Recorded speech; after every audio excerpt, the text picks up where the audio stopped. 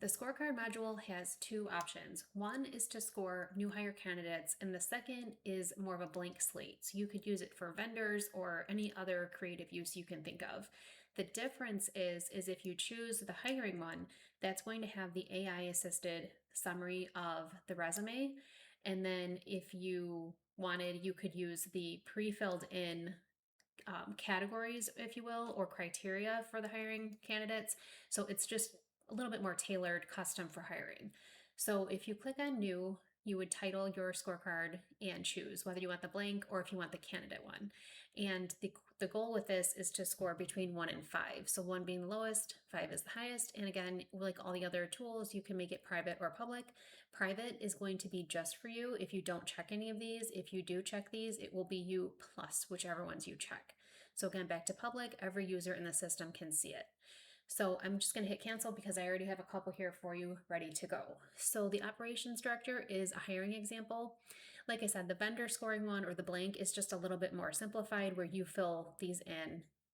So we already have a couple candidates here. If you wanted to add a candidate, you click add a candidate and it will appear over here. If you wanted to add criteria, that's going to be adding your rows. And if you wanted to add a scorer, that's going to add the people here who are actually contributing to scoring.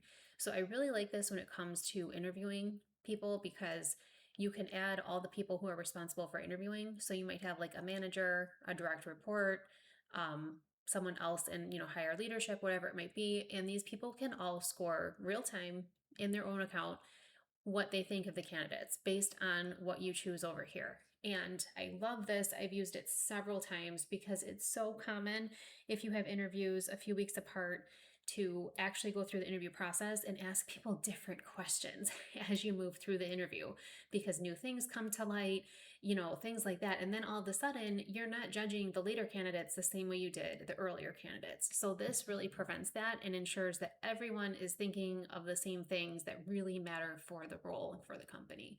So this is going to be scoring based on a weighted average. So I added this one. If I wanted to delete it, I just do that.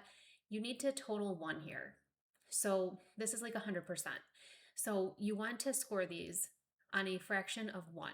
You could make them all equal if they were all equal.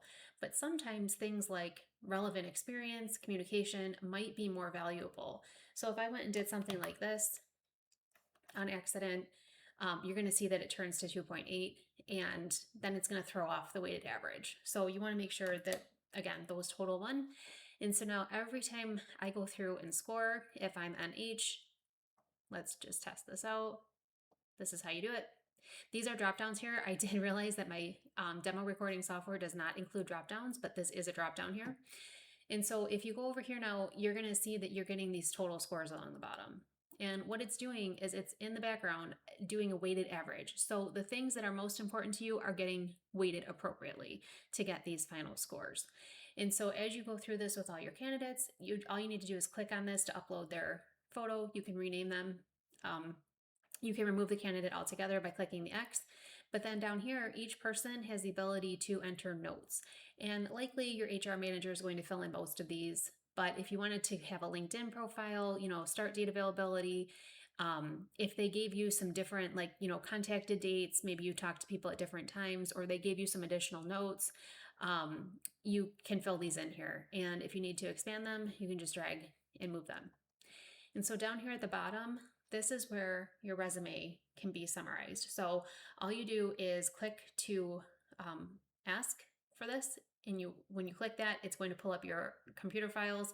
Mine did not pull up because it's not showing in the video software, but that's where you upload the resume and then your AI assistant will summarize it in a couple sentences so you get the idea here of what's going on. So if I view PDF here, you can click that and you view Stephen PDF. These are just test resumes, so the names don't match up, but in real life, your names would match up. And so when you put these in here, it just kind of gives you an idea if you're running to an interview very late, who they are and in the highlights from their resume. So again, you can change the status down here to public or private if you needed to update it, but that's pretty much everything. If you want to copy this to Excel or export it, you just hit this and you paste it in Excel. You can also email this out if you wish. And then the marketing director is set up very similarly, where you've got the different candidates and the different scores, and that's how it goes. So if I go back here now to new, just to show you an example, I'll just say like 2026 for the vendors. I do the blank template. Whoops, hit save. Now we've got this one. And you can see here, this is just much easier for you to fill in if you've got your own things that you want to score. So you would just add your criteria and your scores if you want to. You can add any number and then just make sure you hit save. These will update real time between users. So if you have other people logged in, you will see each other typing in the notes. But again, if you ever have any suggestions, feedback, feature requests, please email team@executethevision.com. It's the same email if you need a demo, if you want to see how this can specifically work for your company, just let us know.